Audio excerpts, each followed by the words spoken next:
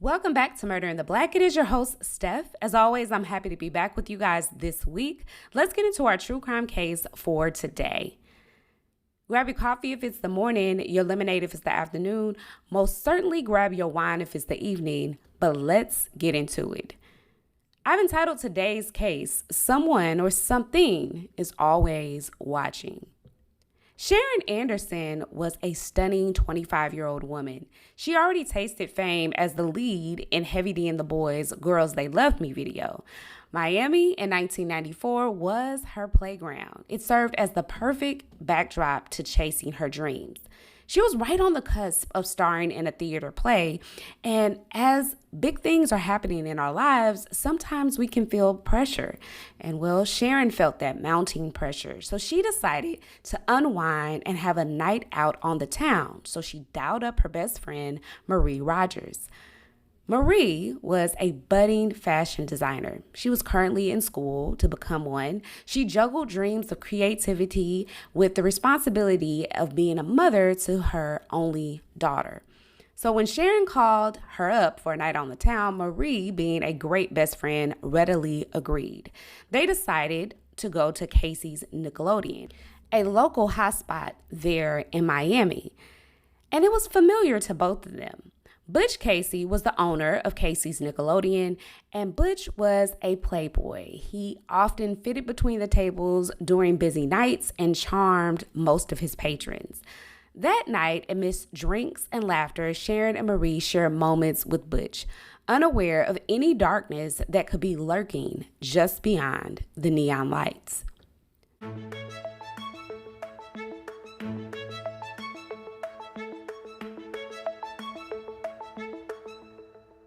2 days later, on June 27th, Sharon's mother grew worried. A missed date and unanswered calls led to a frantic phone call to Sharon's sister, Debbie. But as the day wore on, the chilling realization set in that not only was Sharon missing, but so was Marie. The police were eventually called, leading Miramar police officers to Casey's Nickelodeon to check on the last place that Sharon and Marie were seen. However, what he discovered was chilling. Butch Casey, Sharon Anderson, and Marie Rogers had all left together in the early morning of June 26. The police officer decided to go to Butch Casey's home to investigate. He got to the front door. He knocked on the door. However, no one answered. He then decided to head around back where he heard music to further investigate. He sees through the back window 3 bodies laying inside of the home. It was a triple homicide. Police were immediately called out to the scene where they began to collect forensic details to analyze later on. And what they find initially on the scene right outside of the home was a blue t-shirt. And on this blue t-shirt, it said CES, and that stood for a company there in Miramar, which was known as Consolidated Electric Service. They collected the evidence and proceeded to go and look inside of the residence. The front door was locked, but the back sliding door of the residence was unlocked. There was no sign of forced entry in the home. Upon further investigation, they saw that there was furniture tossed everywhere, and there were blood on the walls. Also, there were blood drippings on the tile, along with a bloody shoe print. So they also collect the bloody shoe print as evidence as well. Victims inside of the home were 2 young women, 2 young black women, and 1 white male. One of the victims, which was female, was tied up with a phone line cord around her ankles, implying that maybe she was trying to get away. And so she was tied up as a result. The male laid on his back with a gunshot wound to his head, and they could tell that he had been struck several times in the face. One female victim, who was bound by the phone line cord, was shot twice at close range, once in the neck and one in the back of the head. The second female victim was shot in the back of the neck. Butch Casey was identified as the male inside of the home, and Marie Rogers and Sharon Anderson were also identified as the two female victims. Once Sharon's family and Marie Rogers' families found out that their family members were no longer missing and they were killed in a triple homicide, they were absolutely distraught. Debbie, Sharon's sister, describes finding out about her sister's death as soul-crushing. Her and her sister enjoyed a very close relationship. They were only 11 months apart. And for her, she could not understand or rectify why her sister and Marie were with Butch Casey, because according to her, she had no idea who Butch Casey was. Now, Butch Casey, as I said previously, was a playboy. He owned Casey Nickelodeon, and he actually moved several years before to Miami area from Buffalo, New York, where he owned another nightclub called Casey Nickelodeon. And while there in Miami, he had several run-ins with the law for narcotic violations. So immediately, when the police start to find out more about Butch Casey and about everything that is on the crime scene, they start to believe that maybe this was a drug deal gone wrong, because at the time in the 90s back in Miami, it was known to have a lot of different nightclubs be involved in the drug business. Maybe this is what led to Butch Casey's death, which ultimately led to Sharon and Marie's death as well. Investigators had to put the pieces of the puzzle together. They go back to the crime scene after bagging up all of the evidence, and they began to canvass the area and talk to neighbors. And one neighbor in particular came forward and said that he saw some suspicious behavior from Butch Casey's home. In the early morning, he saw someone driving Butch's black Mercedes convertible. He said, but when he looked inside of the car, it wasn't Butch Casey. It was two young men inside of the car. Accompanied with the information about Butch Casey having a history with drugs and run-ins with law enforcement because of drugs, and also knowing that the neighbor observed two men driving his car, they start to develop theories. And one of the theories that they develop is maybe Butch and Sharon and Marie came home from the club. The assailants enter the back door and are trying to steal money, because as I told you previously, they found furniture flipped upside down, which implied that there was some type of struggle or some type of search for items. But Butch interrupts the robbery, and then a fight ensues, which leads them to shooting Butch. They're not expecting the two women to be there, and they end up killing the two women because they're witnesses. And in lieu of all of this, they leave behind a bloody shoe print, and they leave behind this blue t-shirt, and they know that two men are involved based upon what the neighbor admitted to police officers. So they're really waiting for a lot of evidence to come back from the crime scene. And so they're unable to definitively say what happened inside of this situation with Butch, Marie, and Sharon. All of it is just assumptions up until this point. But they look inside of Butch's home to find evidence. They discovered a collection of audio tapes.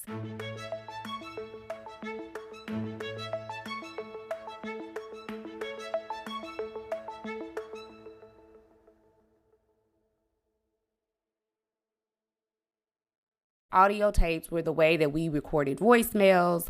It was the way we kept up with our lives if we wanted to record something. What they found on these audio tapes was a secret recording. And it was an alarming audio recording because it obviously wasn't intended for one of the people on the tape to know that it was being recorded. And what they find out is that they hear Butch's voice on the tape, basically threatening a woman and spewing words at her, just really giving her a tongue lashing. And they're involved in some type of argument. And obviously, the person in the tape is somebody that either Butch was in a relationship at one point or was currently in a relationship with, and he is really asserting his dominance over her. So one of the first things that detectives want to identify is, first, who is this woman? And they discover that the woman on the tape was his ex-girlfriend by the name of Crystal Fisher. When they look into the background of Crystal Fisher and Butch Casey's relationship, they find a domestic incident report, which purports that there was some type of abuse that Crystal experienced at the hands of Butch. And they start to wonder if Crystal maybe set Butch up to be killed. So the working theory is that Crystal got tired of the abuse that she endured inside of the relationship with Butch and hired two individuals to kill him, but she wasn't expecting for Sharon and Marie to be at the home with him. And because they were witnesses, they got caught up in the crossfire and were killed. Well, investigators fully investigated this theory. They reached out to Crystal Fisher. They found out that she did, in fact, have an alibi. They checked her financial records and her telephone records, and they completely ruled her out as a suspect in these murders. Now, according to everything that I've told you thus far, they believe that initially maybe this was a drug deal gone wrong. Investigators up until this point are still investigating the narcotics theory. Does this have to deal with a drug deal gone wrong? They're unsure, but they closed the door completely on the theory having to do with Crystal Fisher. So they have to keep investigating, as it is their job after all. And so they circle back to the t-shirt that was found on scene. And let's talk a little bit about DNA. So DNA has markers, and there's 20 markers that forensic specialists are able to identify in order to give us the results that we're used to hearing. 99.999% sure. We're familiar with that, right? And they were able to identify on this t-shirt actually two markers, but one sample wasn't large enough. And the first marker they were able to identify was Sharon Anderson's DNA found on that t-shirt. However, they were able to find another markers, but not enough markers in order to compare it in their system. It just wasn't enough DNA there. And after all, this is 1994. There was only so much they could do. So ultimately, while they had a gold mine in this t-shirt, there wasn't much they could do about it other than just saying definitively, well, we know that Sharon's blood was found on this t-shirt, and let's back this up and maybe we can circle back to it in terms of evidence. But for now, there was an unknown person who also was identified on the t-shirt. So investigators are still hopeful, although they are hitting several dead ends. But shortly after the investigation begins, they receive a phone call from the fire department there in Miramar that they discovered a black Mercedes-Benz, which was caught on fire. When the police go to the scene and they find the tags, they're able to match those tags to Butch Casey's missing vehicle. Now, this is the break in the case that police needed. I mean, they desperately needed it. And they go to the vehicle and they collect DNA samples. Now, many of you were probably thinking, Steph, they couldn't find anything because heat destroys DNA. And for the most part, it does destroy DNA. But if you're thorough, as investigators and crime scene techs are supposed to be, then there is a possibility that you can find something. And they did. They found fingerprints on the door handle. So they gathered the fingerprints that they collect, and they then put it inside of the database that they were using there in Miami, and nothing comes back. So once again, they're having to pivot inside of the investigation. So the lead investigators decides to circle back to the actual crime scene, to go back to Butch Casey's home to see if he missed anything.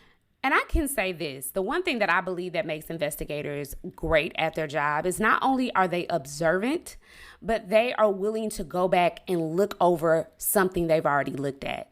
They're thorough. And so this investigator goes back to the crime scene and looks around the living room, and the living room was the area in which the murders occurred. He looks at the entertainment system and he sees right on top of the entertainment unit that there's a red light illuminated, which implies that maybe something's recording. I mean, that's what it usually means, but he doesn't want to assume. So he sees that there are several potted plants at the top of the entertainment unit where he sees the red light. So he decides to start pulling it apart, and he discovers that there is a camera on a tripod pointed directly to the living room. And the head investigator is hoping beyond hope that maybe this video captured the murders and they would be able to identify who the murderers were.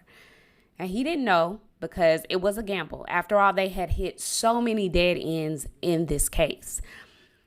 And mind you, this is 1994. So to find video cameras installed in people's homes to record their everyday movements was not a thing like it is in 2025. And for whatever the case, Butch Casey had this video recording device. They really didn't care. They were just anxious to review its contents. Upon reviewing the video, they observed Marie, Sharon, and Butch having a lighthearted moment. They're just having drinks and talking after they obviously have left the club. Now, two men enter the living room from the backyard area, which implies that that back sliding door was indeed open. One man immediately goes to Butch and begins hitting him in the face continuously. Now, Sharon, when she sees the two men, she runs out of the room to a different section of the house. The second man runs after her while the first man continues to assault and attack Butch. Now, one man was wearing a hat and sunglasses while the other was wearing some type of cloth around his face concealing his identity. They both had on latex gloves, which is why there were no fingerprints found on scene. Now, the first man continues to maintain control of Butch, and it appears that he has a gun in his hand, and this gun was identified to be a Tech-9. He continuously assaults him, and they believe that while he's assaulting Butch, they are looking for something. But as I said before, there is no audio, so they're unable to confirm this particular detail. Then you see the second man who ran after Sharon come back in the room, and now her ankles are bound by that phone wire. He places her by Marie, and they continue to look for what they believe is money or valuables. They don't find anything, and every time they don't find something, they continue to just hit Butch continuously and attack him.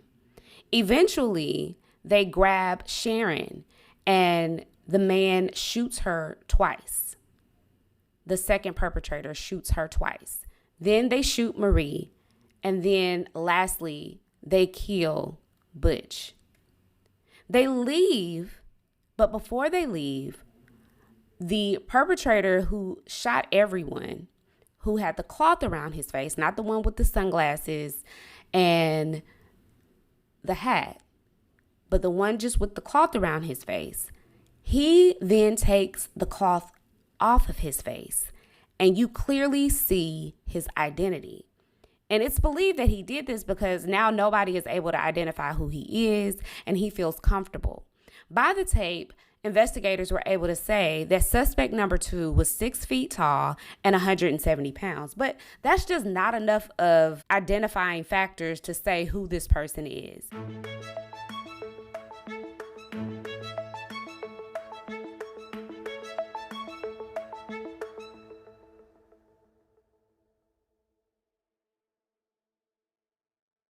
Equipped with all of this new information, and may I say great information, they know they need to enhance the video. But investigators down in Miramar don't have the technology to do so. As I said previously, it is 1994.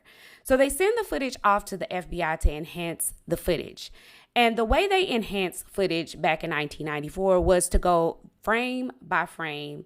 And then with that frame by frame photograph, they enhance the picture on those different frames so that they can get a better picture of who the individual is. And to be honest, that wasn't great. And I think that wasn't great just in comparison of today's technology only. But it was good enough for them to get a photograph enhanced. And with the photograph that was enhanced, they then take that to a sketch artist and they're able to get more identifiable factors of the suspects. They take the sketch and they release that to the media outlets there in the local area. And they're hoping that some tips will begin to pour in.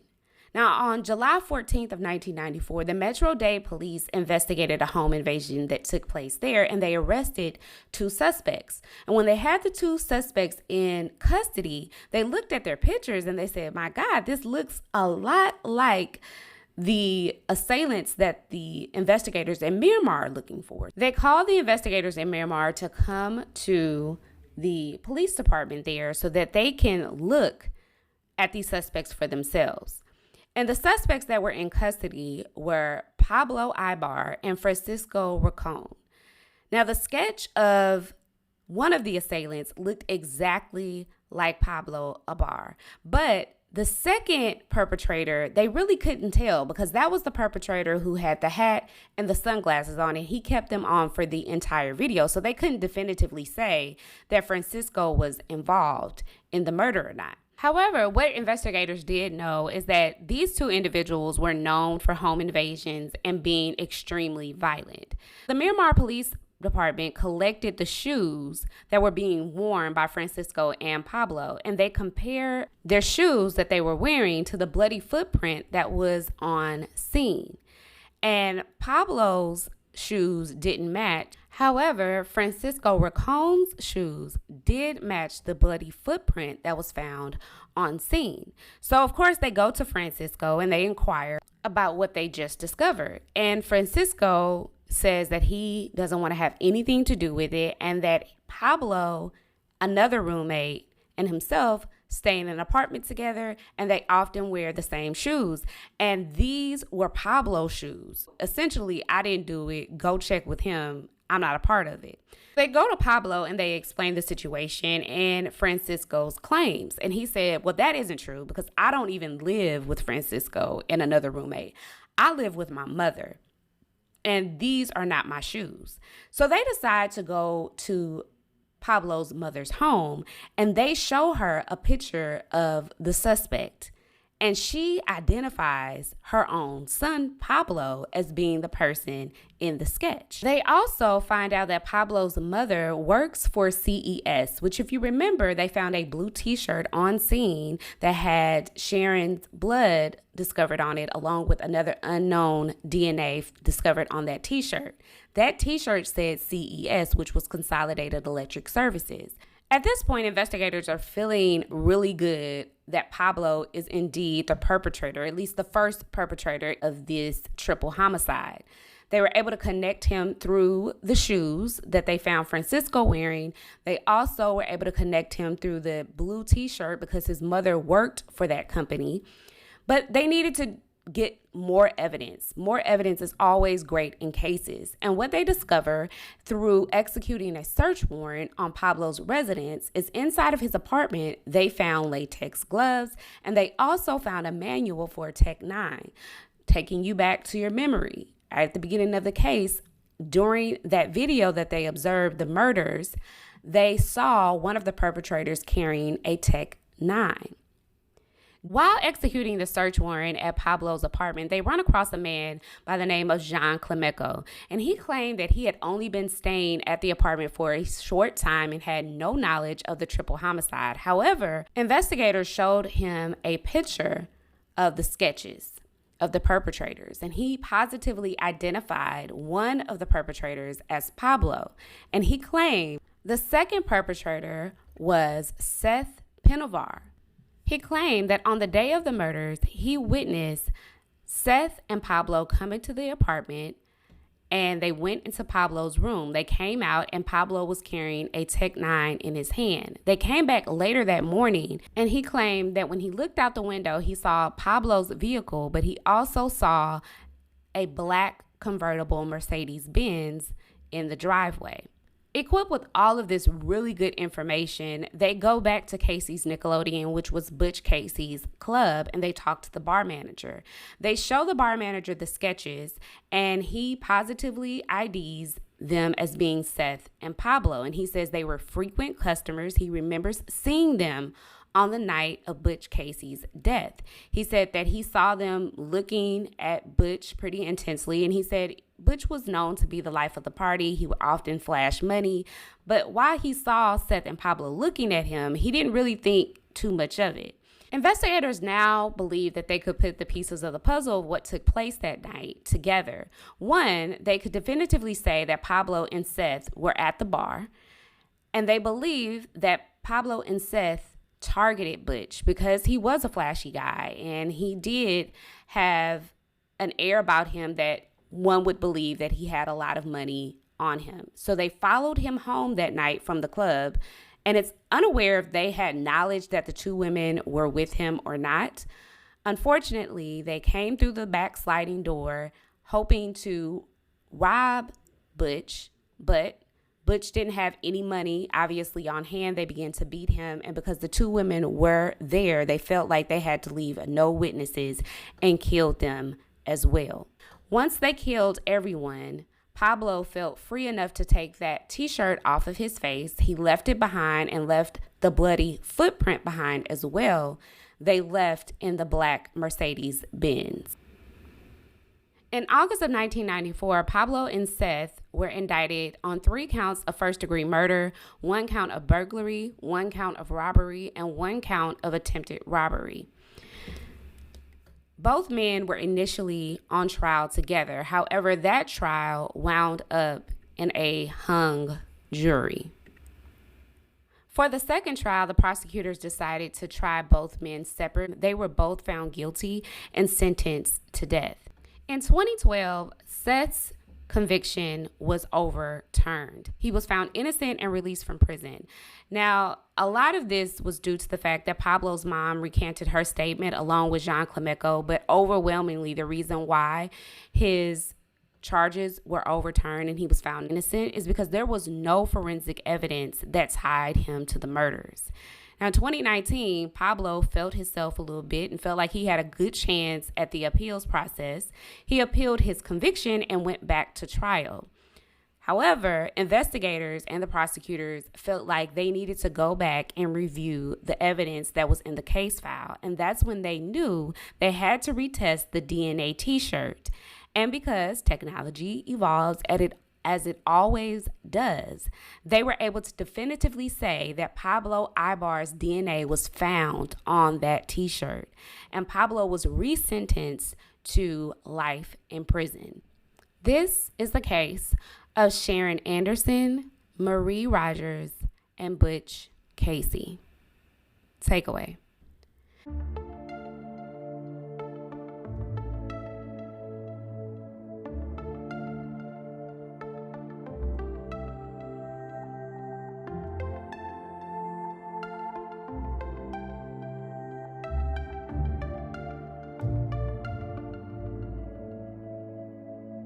This particular case highlights a lot of things, and I think you can pull and take away something for your own personal life listening to this case. However, I want to focus you in on the impact that it has on victims' families. Debbie, who was Sharon's sister, talks about the emotional trauma that she had to endure going through the trial process, but how she felt that she had to show up for her sister. And Marie's daughter discusses the impact of Pablo Ibar's family never willing to acknowledge the damage and the hurt that they have caused. And I'm sure for Butch Casey's family, it was the same emotional trauma as well. We just don't have anybody from his family who has publicly came forward to talk about the trauma that they endured from the trial process. And I think we all can say as true crime sleuths that we appreciate when people are proven innocent, and we don't want anybody who is in the system who is not supposed to be there. However, we also have to discuss the process that victims have to go through. They not only endured one trial, they endured multiple trials for this situation. And it is a wound that you keep ripping off the Band-Aid when you have to endure a trial and not knowing what the outcome is going to be. You're a bated breath trying to figure out what's going to take place. Is justice ever going to be served in some sort of way inside of this case? And my heart goes out to the victims' families. I pray that you find some peace in this lifetime. That is our case for today.